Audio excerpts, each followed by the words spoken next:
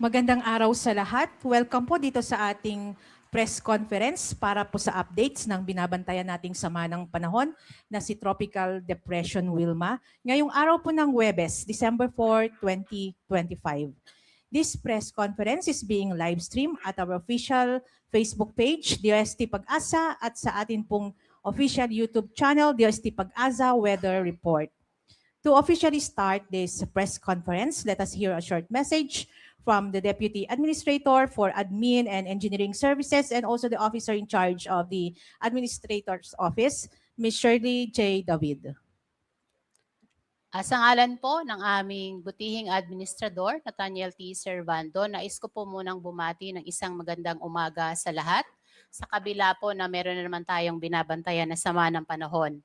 Pangalawa, nais ko pong magpasalamat sa ating mga media partners na walang sawa pong sumusuporta sa Pag-asa sa mga pagkakataong kagaya nito.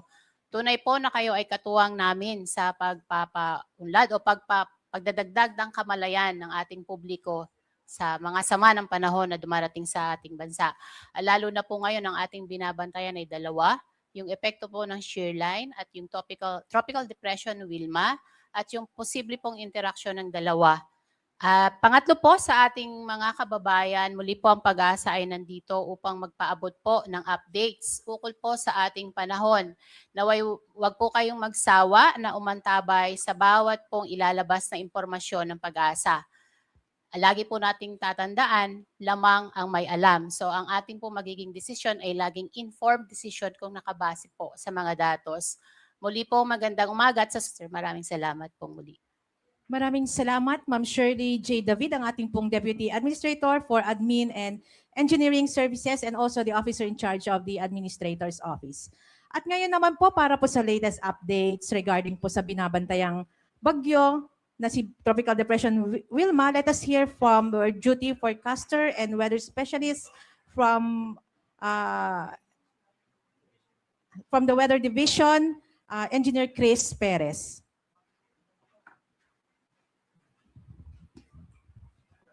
So ito po yung minomonitor nating low pressure since yesterday at kaninang umaga ay nasa loob na ito ng ating area of responsibility at ganap na naging bagyo kaya binigyan po natin ng local name na Wilma. So dito po sa latest satellite image natin, makikita po natin malayo pa or hindi naman totally sobrang layo pero offshore pa rin yung tinatayang sentro ng tropical depression na si Wilma. At kanina alas 10 ng umaga, ito ay tinatayang nasa lang 625 kilometers ang layo, silangan ng Katarman, Northern Samar. Lakas ng hangin, umaabot hanggang 45 kilometers per hour, malapit sa gitna nito. Ang pagbugso naman, aabot hanggang 55 kilometers per hour.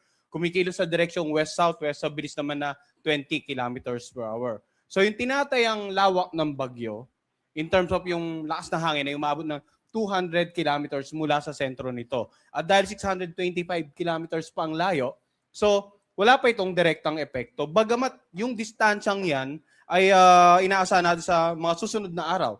Posibleng ang tumawid ng Visayas Southern Luzon area itong tropical depression na si Wilma. Kaya't ngayon pa lamang po, nagtaas na tayo ng tropical cyclone wind signal number 1 dito po sa mga lalawigan na naka-highlight ng light blue. Ito nga yung Northern Samar, Eastern Samar, Biliran, Leyte, Southern Leyte, Surigao del Norte, kasama yung Siargao at Bukas Grande Island at ang Dinagat Island. So, the first time na tinaas natin yung wind signal number 1 ngayong umaga, hindi po ibig sabihin na agad-agad ay dapat ramdam na natin agad yung epekto. No? Yung tinatawag po natin na lead time. Ang signal number 1, usually dapat po may in at least 36 hours pa bago natin maramdaman yung lakas ng hangin na mula 31 hanggang or 39 hanggang 61 kilometers per hour sa inyong lugar.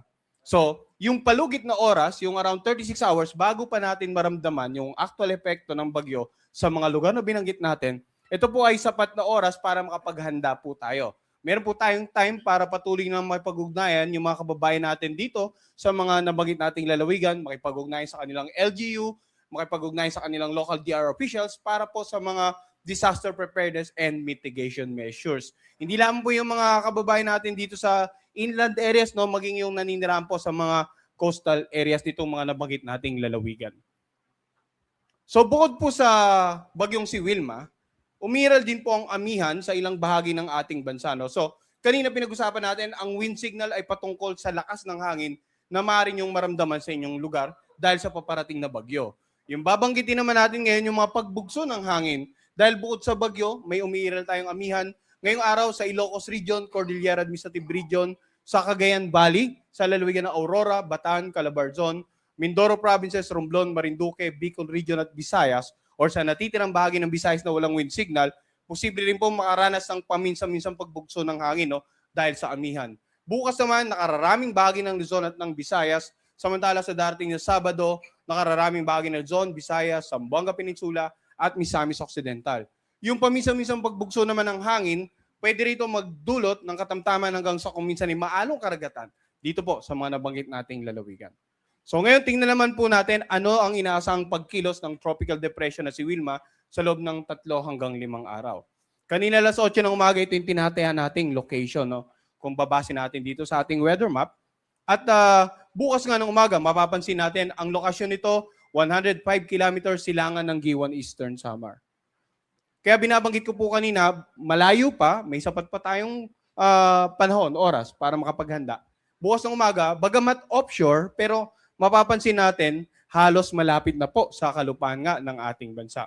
At kung titingnan natin sa forecast track, sa possibly bukas ng gabi, dito sa southern part ng Eastern Samar, pwedeng maglandfall or dito sa Giwan or maybe sa Dinagat or any of the Siargao and Bukas Grande Island. Tingnan natin kasi yung area of probability din. So kung titingnan po natin sa forecast track, itong center track, iyan yung binibigyan natin ng location. So pagdating ng Sabado ng umaga, nandito sa coastal waters ng Inupacan, Leyte, and then pagdating naman ng Linggo ng umaga, dito sa may bandang Castellana, Negros Occidental na, tinatayang sentro. And then sa Lunes ng umaga, bandang coastal waters ng Cuyo, Palawan. And then sa darating na Martes ng umaga, nandito na siya sa may bandang northwest, 125 kilometers northwest ng Puerto Princesa City, Palawan. So tingnan natin, yung mga location na ito, yung mga points na ito, yung sentro lamang po ang pinag-uusapan natin dyan. Kanina binanggit natin 200 kilometers ang lawak ng bagyo. So pag nag-plot po tayo ng distansya mula sa sentro, yun yung reason kung bakit marami tayong mga areas na may wind signal at posible pang madagdagan habang patuloy na lumalapit ang bagyo dito nga sa Visayas area at habang tumatawid po patungo na Southern Luzon area. So, ito yung center track. Tingnan din po natin area probability, sino ang dapat maghanda sa potential landfall, Eastern Visayas at maging itong northern part ng Caraga. And then generally, in terms of overall effect ng bagyo regardless of landfall by sentro, tatawid, or sasakupan kayo ng bagyo, lahat po ng babanggitin nating mga may wind signal, lalong-lalo sa mga susunod nating tropical cyclone bulletin. In terms of intensity, sa ngayon, inaasahan natin na posibleng tropical depression intensity habang tinatawid ang landmass or ang central part ng ating bansa. Pero yun nga, every 6 hours, magbibigay po tayo ng update in terms of progress or development kung magkakaroon bang pagbabago sa direksyon, lakas na inaasahan habang lumalapit ito sa ating bansa. Ngayon, pag-usapan naman po natin yung pag-ulan na dala ng bagyong si Wilma. So ito pong color coding na nakikita natin is different from the color coding na pinakita natin kanina because wind signal po yung pinag-usapan kanina, lakas ng hangin. Ngayon naman po, ito naman po ay dami ng ulan. So mapapansin natin, simula ngayong araw hanggang bukas ng tanghali, yung around 100 to 200 millimeters of rain nasa silangang bahagi ng Bikulan at ng Eastern Visayas. Ito yung unang may expose sa mga ulap na posibleng magdulot ng maraming pag-ulan habang paparating ang bagyong si Wilma. And then itong naka-highlight ng dilaw, 50 to 100 millimeters of rain. So makikita natin, generally, Southern Luzon, Visayas at even portions of Mindanao, may significant amount of rains ngayong araw hanggang bukas. Samantala, bukas naman ng hapon hanggang sa Sabado ng hapon, mapansin natin, mas dumami na yung more around 100 to 200 millimeters of rain dito nga sa Bicol region and most parts of the Visayas area. Habang mapapansin natin, may mga bahagi pa rin ng Mindanao ang may 50 to 100 millimeters of rain. Sa darating naman na Sabado ng hapon hanggang Linggo ng hapon, mapapansin natin yung pag-shift ng mas maraming hangin. Simula po kanina the last 2 days na mula sa silangan, gitnang bahagi, ngayon nasa kanlurang bahagi na ng Visayas area, mas maraming pag-ulan. But meron pa rin significant amount of rain sa nakararaming bahagi ng Southern Luzon at ng Visayas. So yung mga pag-ulan pong dala ng bagyong si Wilma ay posibleng magdulot ng mga pagbaha sa mga mababang lugar, pagbaha sa mga komunidad na malapit po sa mga waterways or ilog dahil either mag-ulan sa inyong lugar, tumaas ang level ng ilog at yun nga magdulot ng pagbaha, umapaw po yung tubig, or magkaroon ng pag-ulan sa mga karatig lalawigan, umapaw ang kanilang ilog at nagkataon na yung agos ay papunta sa inyong lalawigan. So dapat yung monitoring natin ng mga pagbaha sa low-lying areas at sa mga komunidad malapit sa ilog ay very vigilant po ang monitoring natin. In terms of landslide, sa mga lugar na malapit po sa paanan ng mundo, maging alerto rin po. Samantala, dahil nga sa amihan at sa paparating na bagyo, may nakataas po tayong gale warning. Ang gale warning naman po ay patungkol sa lagay ng alon ng karagatan. Pag meron po tayong weather system na umiral. Sa ngayon, ito pong mga karagatan sa paligid ng Northern Luzon, sa silangang bahagi ng Central at Southern Luzon, at maging ilang bahagi ng Eastern Visayas, inaasahan nating magiging maalon hanggang sa napakaalon. Hanggat maaari, huwag na po munang pumalaot ang anumang uri ng sakyang pandagat dyan para maiwasan po yung peligro na matataas sa pag-alon. At asahan po natin, no, habang lumalapit yung bagyo, magiging maraming lugar na di sa Visayas and Southern Luzon area ang posible pong maging maalon hanggang sa napakaalon as the weekend approaches. So patuloy po tayo magbibigay ng update sa bagyong si Wilma every 6 hours sa ngayon. Ang susunod po natin ay mamaya ng mga alas 5 na hapon. Yan po muna latest mula dito sa Pag-asa.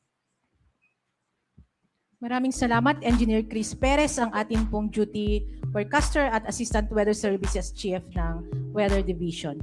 At ngayon naman po, pakinggan natin ang report patungkol sa ating mga minomonitor na dams and other hydrological updates to be given to us by our duty hydrologists and senior weather specialist from the Hydromet Division, Ms. Rosalie C. Pagulayan.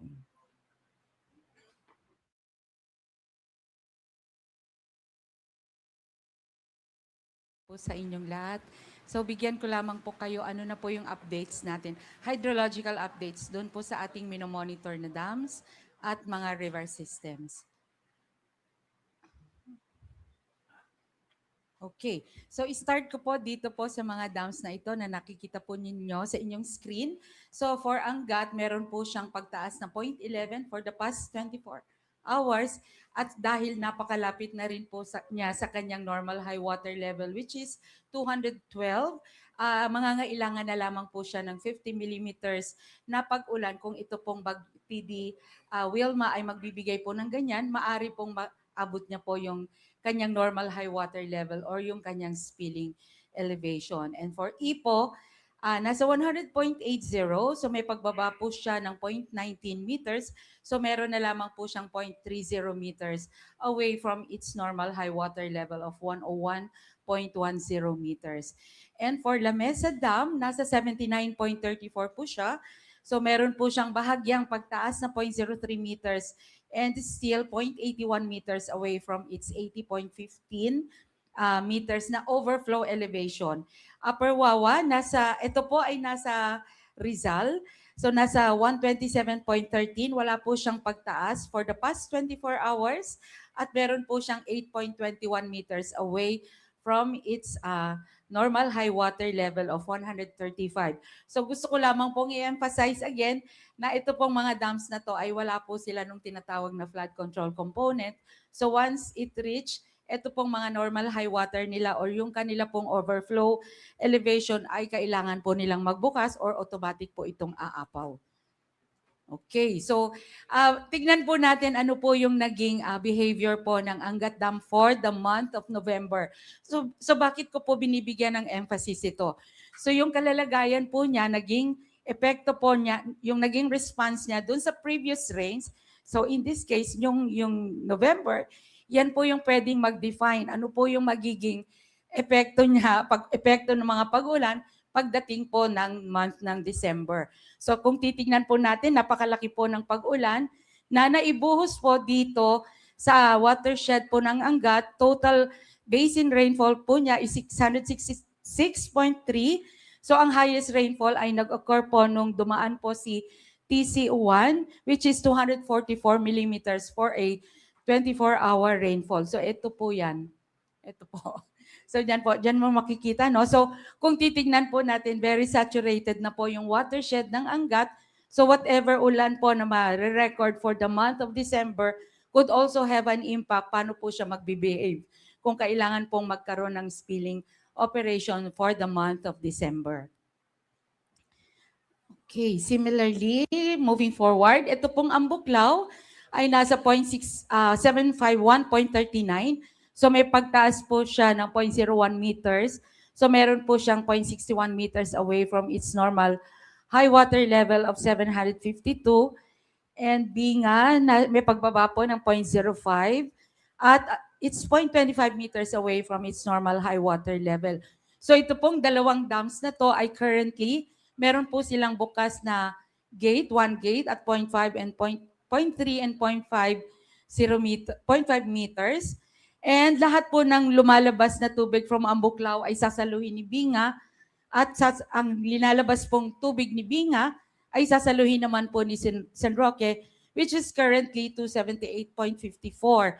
At sa ganito pong sitwasyon kung saan mayroon pong outflow from Binga, it will require only 20 millimeters na pag-ulan para po ma-reach niya yung pong kanyang normal high water level na 280 meters.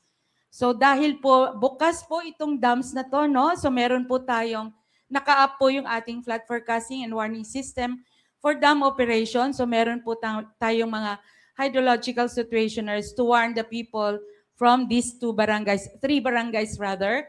So from Ambuklaw Dam, ito po yung kanyang target area, which is the Barangay Ambuklaw in Bocod and Barangays Dalupirip and Tinongdan in Itogon. Okay, so iwasan po muna yung mga activities dito po sa mga kailugan na ito, no po? And ito po yung hydrological situationer highlighting ano po yung kailangan po na gawin ng ating pong mga lokal na pamahalaan. So ito po, no, kahit po meron po tayong ganitong tinitignan natin yung outflow from the dams, hindi po natin inaalis yung mga pag-ulan along the river system that could also increase po yung elevation po ng ating pong mga kailugan. Okay. Ito po. So ito naman po yung naging hyetograph ng San Roque. So malaki po yung naging pag-ulan din po within the watershed of these three dams. So for November, ito po naka 322 millimeters po ng pag-ulan within the watershed at nangyari po yung malalakas na 24-hour rainfall during the passage of TC1, which is in November 9 and November 10. Diyan po na-record yung malalakas na pag-ulan. Okay, moving on. For Pantabangan, nasa 215.93 meters po siya. It's still 5 meters away from its normal high water level of 221. So sa ganito pong elevation, it will require 80 millimeters na pag-ulan para po ma-reach yung 221. And for Magat, nasa 187.85, which is still 5.15 meters away from its normal high water na 100.93. Currently ay may gate opening po siya na 2 gates at 3 meters po yung total gate opening. So starting TC Tino ay nagkaroon na po, naka-up po yung ating flood forecasting and warning system for dam operation for Magat Dam kasi napaka-sensitive po ng Magat. Malaki po yung kanyang watershed pero maliit po yung kanyang pinaka-reservoir. Kaya po pag umulan ng malakas po dito sa within its watershed, napaka-sensitive, napakabilis po niyang mapuno. Kaya po continuous po yung spilling operation po ng Magat Dam as of this time. And for Caliraya, it's still 0.09 away from bumaba po siya ng 0.09 meters. So currently ay nasa 287.833 meters. So currently, ito po yung mga target areas that could be affected by the spilling operation of Magat Dam. So we have one municipality in Ifugao, which is the Alfonso Lista, and for Isabela, Ramon, San Mateo, Aurora, Cabatuan, Luna, Reina, Mercedes, Burgos, Nagilian, hanggang Gamo po, which is the confluence na po ng Magat River at saka nung main Cagayan River. Okay, so ito po, meron din po tayong hydrological situationer for Magat River. Okay, so ito po yung naging kalalagayan po ng Magat Dam for the past month, for November. So malalaki po yung mga pag-ulan na na-record niya. Ito po ay monthly. So na-record po ito as of now, as for November, nakapag-record po siya ng 208.72 millimeters na pag-ulan at nangyari po yung malalakas na pag-ulan during this period, during TC Tino, Uwan at saka po nung Verbena. So malalaki po yung pag-ulan kaya po it necessitated the opening of the spillway gates po ng Magat Dam. So ito po reminder again, hindi lamang po natin tinitignan itong paulan na to, but also if you're looking back dito po, no, we're also looking yung mga lokal na pag-ulan na pwede pong mangyari dito po sa mga kailugan natin. Okay? So ito naman po for Pantabangan, nag-record po siya ng 234 millimeters at nangyari po yung pinakamalakas na pag-ulan noong November 10 during the passage of TC1. Okay, so for now, naka-flood monitoring din po tayo. We have flood advisories for Region 5 and Region 8. So makikita nyo po yan dito po sa ating website. If you click the maps na meron po tayo, meron pong mga icons doon, and you will be directed to the nitty-gritty of all of this flood advisory that we issued. Okay, and I think that will be the last slide. So maraming salamat po. Maraming salamat, Ms. Rosalie C. Pagulayan, ang atin pong duty hydrologist, a senior weather specialist from the Hydrometeorology Division. At bago po tayo mag-accommodate ng questions, we would like to acknowledge our Pag-asa key officials na nandito po ngayon. Deputy Administrator for Admin and Engineering Services and the Officer in Charge of the Administrator's Office, Ms. Shirley J. David. Deputy Administrator for Operations and Services, Engineer Roy A. Badilla. We also have Deputy Administrator for Research and Development, Dr. Marcelino Q. Villafuerte II. And we also have the Officer in Charge of the Weather Division, Mr. Samuel Duran, and the Officer in Charge of the Hydrometeorology Division, Ms. Sheila S. Snyder. I-acknowledge din po natin ang presence ng ating mga kaibigan mula sa media po, no? So, acknowledge po natin, andito po ang PTV at ang kanilang team, Abante, ABS-CBN, DCBB. We also have Inquirer and Business Mirror. Alright, so we are now ready to accommodate questions. Pag may mga questions po tayo, maaari na po tayong lumapit sa ating microphone at magpakilala po at ang inyong affiliation. Maraming salamat po.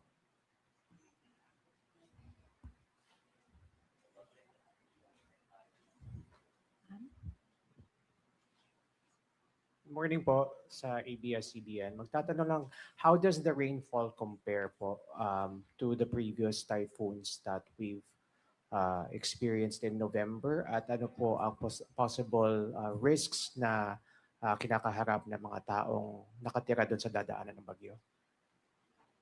Sino po ang maring sumagot? Sir? Doc Simulan Mar. ko lang po muna. Nung November, totoo po, above normal rainfall ang experience natin for the month of November. And alam natin, yung si Typhoon Tino, ganun din si Super Typhoon Uwan, brought significant rainfall dito sa eastern, central, and even western Visayas regions. And as we are projecting itong si Tropical Depression Wilma, we're expecting na may significant amount of rainfall din siya na dadalhin, no? That's why meron tayong mga weather advisories na pinalabas. And ang areas that are going to be affected are typically yun din sa most of the Visayas regions, no? Yung sa Eastern Visayas, of course, ang una, and then after that sa Central Visayas, sa Negros Island region could also potentially be affected with significant amount of rainfall. So hindi po natin inaalis, no, yung possibility ng flooding that could affect those areas. I think ipa-flash sa monitor natin yung areas na possibly maapektuhan ng malalakas na pag-ulan. Thank you po. Of course, with significant amount of rainfall, inaasahan din natin, no? Hindi natin inaalis yung possibility ng landslide, particularly doon sa mga bulubunduking lugar. Alam naman natin, itong areas na to ng Visayas ay complex din ng kanyang terrain. May mga bulubunduking lugar na maaaring maapektuhan ng landslide with significant amount of rainfall. Thank you po. Dagdagan ko lang po. So titignan po natin yung ating weather advisory. No? So meron na po tayong orange na nakalagay dyan. And kung maaalala po ninyo, itong mga nagdaang December, madalas yung ating shearline event. So meron din po kasi tayong shearline kasama nitong bagyo. So kapag nag-combine po yung dalawang yan, talagang madadagdagan yung mga paulan natin.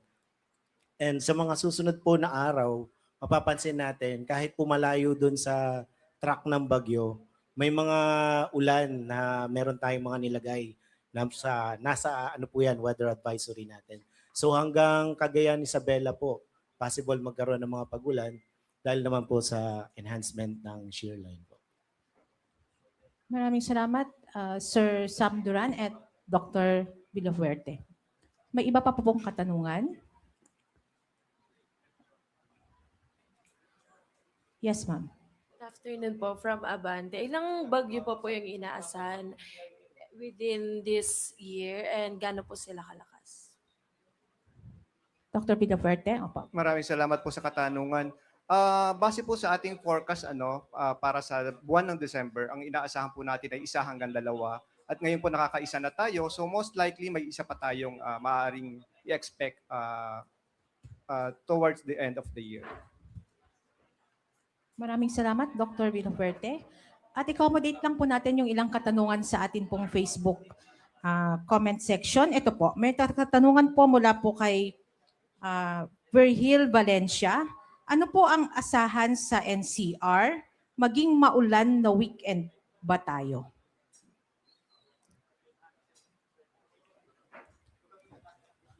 So dito po sa Metro Manila, most likely, kahit po mapapansin natin kanina sa track, no, medyo papisayas yung tatahakin ni Wilma. So medyo malayo po sa NCR, pero most likely pagka nandito na po banda sa may Sulusi, itong si Wilma, so yung amihan natin or yung shear line pwedeng tumagos dito sa Metro Manila. So most likely, hindi man maging kasing ulan na maring magkaroon ng weather advisory pero magiging maulan pa rin dahil nga po sa interaction ng amihan or nung ating shear line. Maraming salamat, Sir Sam Duran. At meron pa pong isang katanungan. Ito, nabanggit na po kanina sa report, pero for reiteration po, mula po kay Hani Maiko Montalban, saan po ba maglandfall ang bagyong Wilma?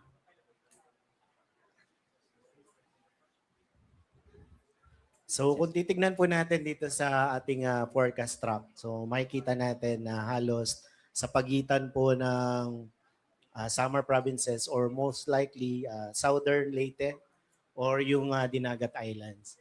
So ito po ay araw ng December 8, most likely bukas ng umaga.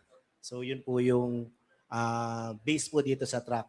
Pero gaya nga po ng laging binabanggit ni Sir Chris kanina, so wag po tayo mag-concentrate doon sa may pinaka-center track, no? So ito po ay cone of probability, pwede po siyang tumaas or bumaba doon sa ating center track. So ang lagi nating paalala, hindi man ganun kalakas na hangin dahil tropical depression, yung pong paulan. At lagi po nating sinasabi na kapag nag-interact yung ating shear line at yung bagyo, kung maalala po ninyo yung Usman noong 2018, ayun po, napakalakas po ng ulan na dinala po nun. So most likely, kung mababalikan po natin, halos parehas ng itsura.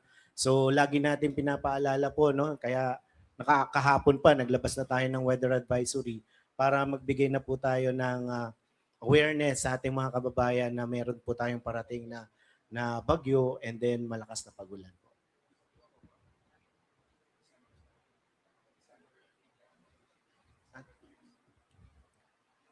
December 5 pala po. Opo, bukas, December 5.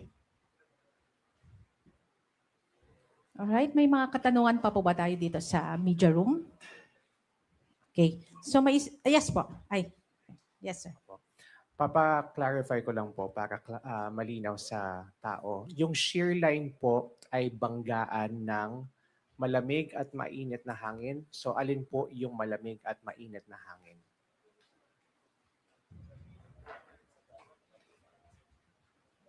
Ito po, kung titignan po natin dito, no? So ito po yung amihan natin. So makikilala natin siya sa parang scale, no? Parang scale yung ulap niya. So ito naman po ay most likely ay ina-associate natin sa easterlies dahil galing po yan sa may Pacific and then sa may Bagyo. So dahil warm core yan. So yan yung ito po yung line na yan po yung ating shear line. So yan po yan. Ito po yung Bagyo, yan po yung shear line, ito po yung amihan. So yun po. Maraming salamat, Sir Sam Duran. At meron pong katanungan mula po kay Ms. Che Blas Marcelino. Dadaan po ba dito sa Iloilo? Yung bagyo po natin.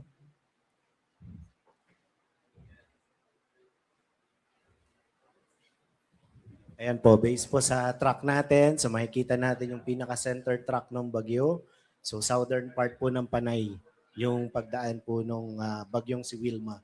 And kung mapapansin natin, ganun pa man, so dahil nga po halos malapit din yung center doon sa Bagyo, so most likely po magkakaroon ng signal tayo dyan and magiging maulan din po sa may bandang Iloilo. Okay, thank you so much, Sir Sam Duran. May mga katanungan pa po ba dito? Last call na po. I guess wala na din po sa ating Facebook comment section. Alright, kung wala na po. Okay. Alright, so to give us a closing statement and to formally close our press conference, may we hear from Deputy Administrator for Operations and Services, Engineer Roy A. Badilla. I'm sorry po. So, Okay. ang magbibigay po ng closing message ay si... Konting announcement lang Ay, before okay, yung sir. closing message Okay ni po. Sir Roy. Oo. Magandang umaga pong muli. I-mention lang din po namin, gusto po namin ipaabot sa inyo, samantalahin po namin yung pagkakataon na nandiyan yung mga kasamahan natin sa media, na ngayong araw po ay na-reach na kasi ng sea surface temperature anomalies, no, yung values doon sa Central Equatorial Pacific. And alam naman natin na in the past few months ay nasa La Nina condition na tayo. But despite that, nag-consistent kasi siya hanggang ngayon, hanggang itong buong buwan ng Nobyembre ay nasa threshold siya na less than negative 0.5 na degrees Celsius yung kanyang sea surface temperature anomaly. And given that, maglalabas na po tayo ng La Nina Advisory number 1. So 3 buwan na po kasing sunod-sunod na nasa La Nina condition tayo. And then in-expect natin yung La Nina could still persist until first quarter of next year. So roughly about until February. And so because of that, kailangan po nating i-raise na yung current na status ng ating La Nina and it will be called La Nina Advisory. So nasa La Nina Advisory number 1 po tayo. Yun lang po. Maraming salamat po. And I think we can now proceed. To, Maraming Sir Roy. salamat, Dr. Marcelino Villaperte, sa pagbibigay ng update ng La Nina update. At ngayon, tawagin na po natin ang ating pong Deputy Administrator for Engineering, for Operations and Services, Engineer Roy A. Badilla. Maraming salamat, Ms. Vivian, at isang magandang tanghali po sa ating lahat. So, nakita natin kanina sa mga presentations ng ating mga forecasters kung nasaan yung bagyo at napansin po din natin na hindi naman gaano kalakasan yung hangin. Pero ang nakaka-alarming dito ay yung lakas po ng mga pag-uulan na maaaring idulot nitong si Bagyong Wilma. So, inaasahan po natin na medyo magkakaroon po ng mga pagbabaha, mga landslides katulad ng sinabi ni Doc Bar kanina. So please, ang pakiusap po ng Pag-asa ay sumunod po tayo sa mga warnings, sa mga babala na binibigay ng ating mga local chief executives at saka mga DRR officers. At saka manatili po tayong updated sa mga pinapalabas na mga forecast or mga warnings ng DOST Pag-asa kasi alam naman po natin, bagyo po ito, maaaring pagbago yung track ng ating yung ni Wilma. So yun lamang po at maraming salamat. Maraming salamat po, Engineer Roy A. Badilla, ang ating pong Deputy Administrator for Operations and Services. At ngayon po, maraming salamat po sa ating mga media partners na nakasama natin ngayon at yung mga kababayan natin na tumutok sa official SOCMED pages natin. At manatili po tayong nakatutok sa mga updates mula po sa DOST Pag-asa on behalf of our DOST Pag-asa Administrator, Dr. Nathaniel Servando, and the whole DOST Pag-asa community. Maraming salamat po. That concludes our press conference for today.